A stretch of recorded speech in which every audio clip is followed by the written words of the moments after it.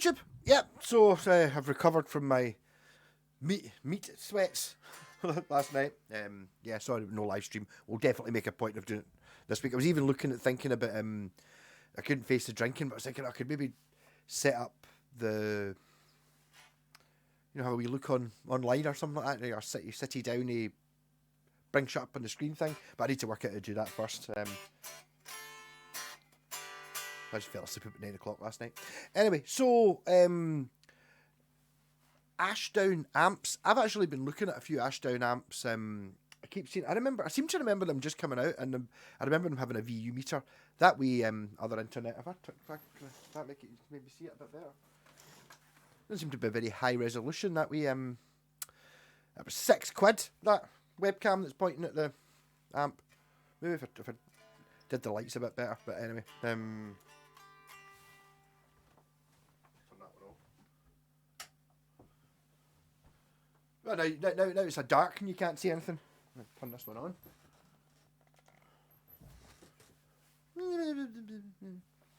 Kind of the same.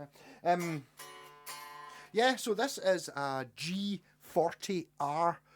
So it's a 40-watt guitar amp, not a bass amp. The bass amp seems to be... I kind of fancy one. There's one... I quite like the idea of a 2x10 cabinet. They do an Ashdown, I think it's a 200 or a 300 watt mag something. I don't know, the amps are really that good, but it's like a 2x10 combo. And I'm just thinking that... the Marshall 200 watt integrated bass system, which actually I think sounds good. Been taking it in the studio. I like it. I was using it in the after the end video I put out last night. It's really annoying me that light looking a bit night-timey. It's not. It's enjoy the fact that the sun's out. Okay, the sun's not out, but at least it's daylight. That counts. Not raining and it's not overly windy. Therefore, it's a belter a day in Scotland. That's how it works. So I'm just giving Andy's mic another wee go. I did. It is on, isn't it? Woo! I think it is on. Yep. So, Jen just bought this. You see it there, the Ashdown 40 watt cabinet. Sorry, I was getting sidetracked again. Yeah, my wee, the 200 watt Marshall thing is bi-ampable. So I'm sitting there thinking, well, that means I could have the 1x15 combo after the end one with the 200 watt amp in it, feeding into a 2x10 combo sitting on top of it, which would only, using the crossover on it, I could use it as a slave amp. Only if I can find one cheap. If anyone's got a 2x10 bass combo, swap it for a Buckycaster or something maybe. Oh no, maybe I don't want to spend that much. Yeah, so on the front we have gain with a switch. So it's got an overdrive channel with a gain on it. Then we've got a foot switch to turn on the gain, which I've not tried yet. I do actually have. I've got a foot switch. I will have a foot switch that would run it if you wanted it.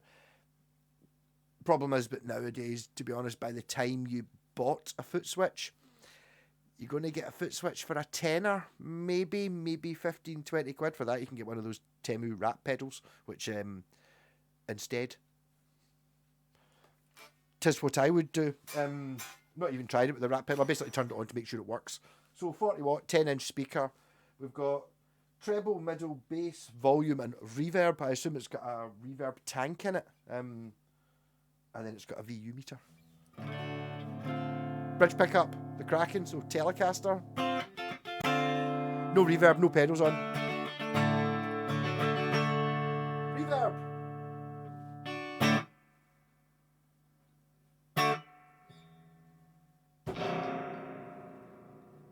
It's spring reverb. I heard that done before, just how you test it. So no, not quite done. Not quite worked out yet.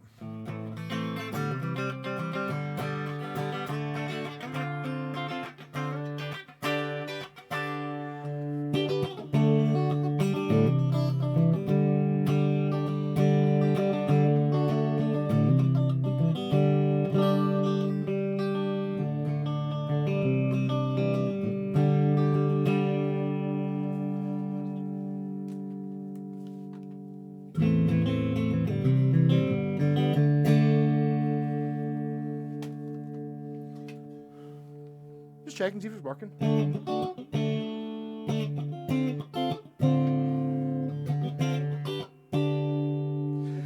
well, really, I suppose I'm looking at it as that's all the knobs at 12 o'clock apart from volume. 10-inch speaker, 40 watts. That's a nice size. It's kind of, once you get up to that size, you're starting to get away from that wee boxy thing, which I think I saw. I was looking these up. I saw a post. It was 2005, I think it was from, and it was someone talking about these amps they don't make anymore. So it's a lot older. It could be 20 years old. It totally looks cool. I pointed it out to Jen. I was like, Jen, look at that. It looks cool. She's like, oh, paint it white. So it may be getting stripped and painted, but I mean, I think a 40 watt amp's it's a good size for a in the house. It's that annoying one where it's not quite big enough to gig with. I don't think not a solid state 40 watt, and a wee bit annoying to carry because it's a good bit heavier. So if you're taking it round to your pal's house after school, but it's nice having a decent size. It means it runs clean well and pretty much uncompromised. This is not really sounding that different to the studio grade amps I'm using. Humbucker and single. Single coil in the neck.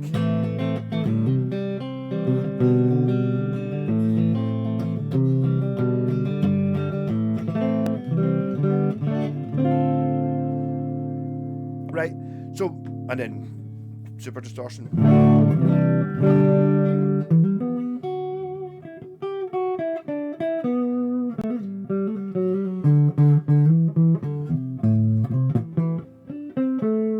Try the overdrive.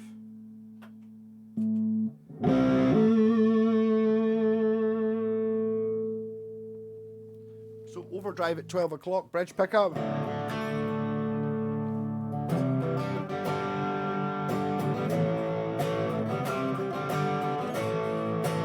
Yeah, okay.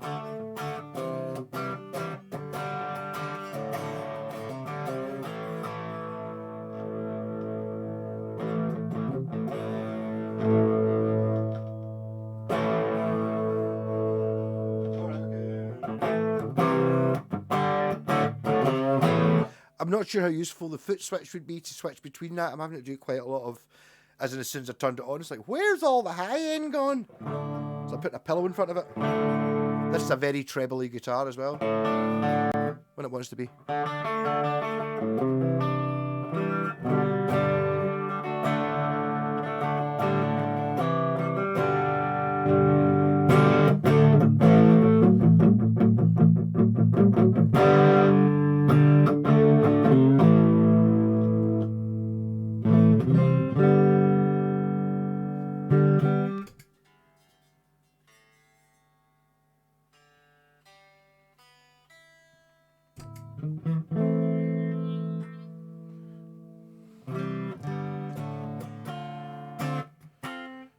So it's maybe a little bit light on the treble side.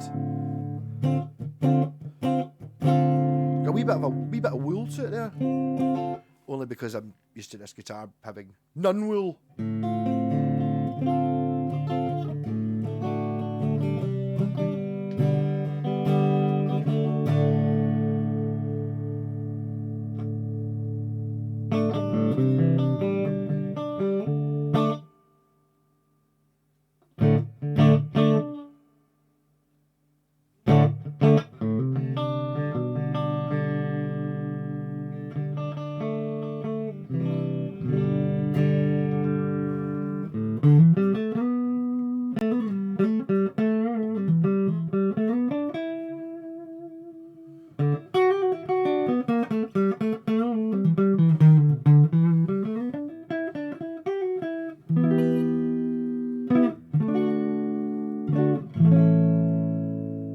That's pretty good to me, actually.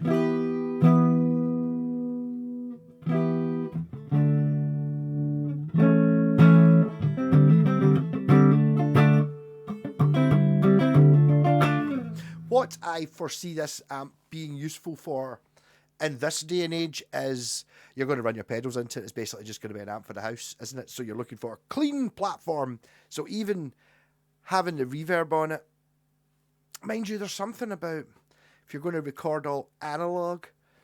Speaking of analog recordings, if anyone's still looking for chrome tapes, there's 4 of them in a charity shop in the Regent Centre in Kirky for £1 each. TDK, position 2 chrome tapes. I just remember ferric tapes being available for ages, but chrome tapes being a bit rarer and starting being expensive. I thought £1 each wasn't bad. I just couldn't think of any reason to have it. I'd have to buy a cassette 4-track in order to use them. No, I don't have one. Why would I? So I suppose, what does it sound like with a rat pedal through it? So there's my clean sound I would use, and then I've got my pedal board plugged into it.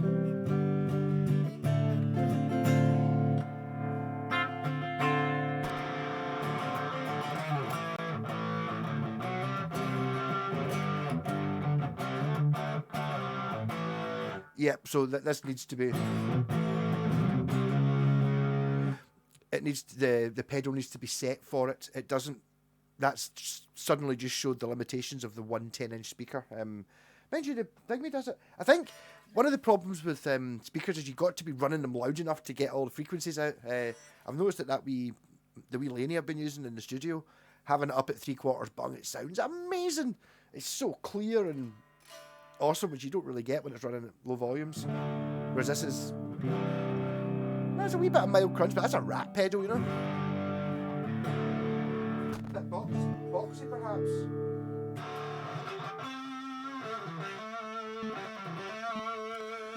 Oh, Delamo fuzz.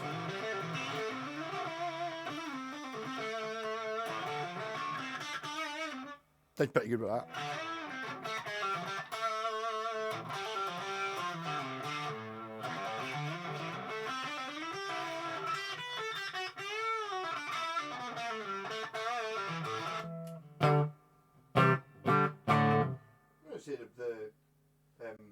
The VU meter doesn't seem to be doing very much.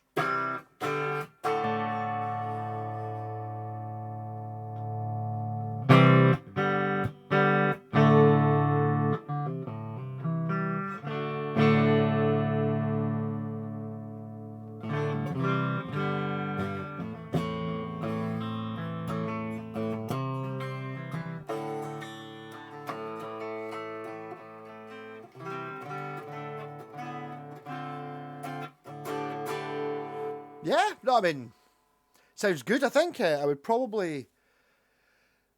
The drive was all right. I would be tempted just to use it. I mean, if you're running like in the house with a multi-effects unit, you know, it's... Or, you know, trying out your pedals, or even just having half a dozen different guitars and you want to be able to hear the difference through them. The whole thing of... It's just not very rock and roll plugging them into your phone or into your laptop or into your computer and then listen to it in Bluetooth headphone, you know, all that stuff. It's something just like... Just have that. And it's accepted. It's definitely a usable sound. The drives maybe not.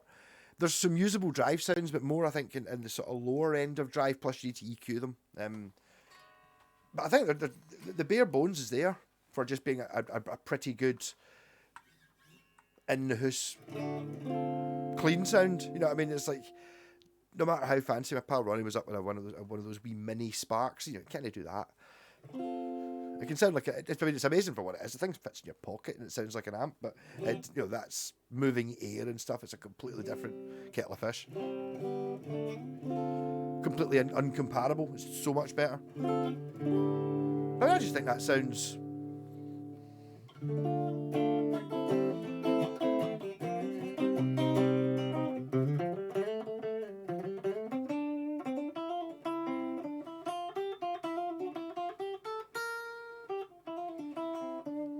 That's with this onboard reverb as well. Put up the full bung, see what it does. To be honest, that's not ridiculous.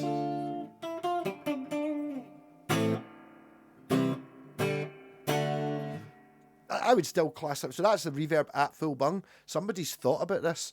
Normally when you've got a reverb thing, it's like a reverb tank, it's like when you've got it up at a quarter, it's that. And then you get to just after that, it's completely unusable. But that's it.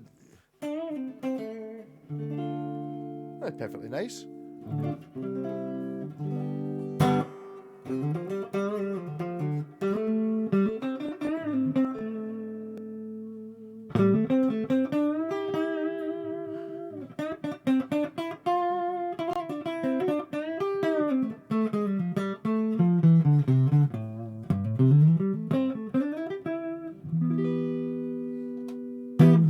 Yeah, so I mean, I don't know what the call is for things like. The thing is, it looks totally cool, and it's nice having the, you know, it's a totally cool amp to have if you're gonna have your pals over for a wee bit of a jam, and just having another amp kicking about is always good. How do you go that? You know what I mean?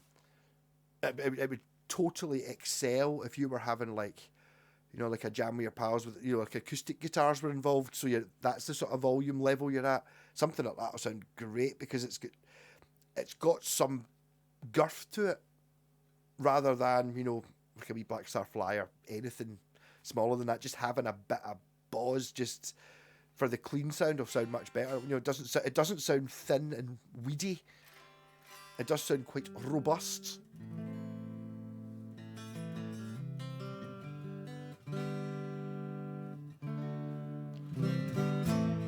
So we'll be getting painted soon.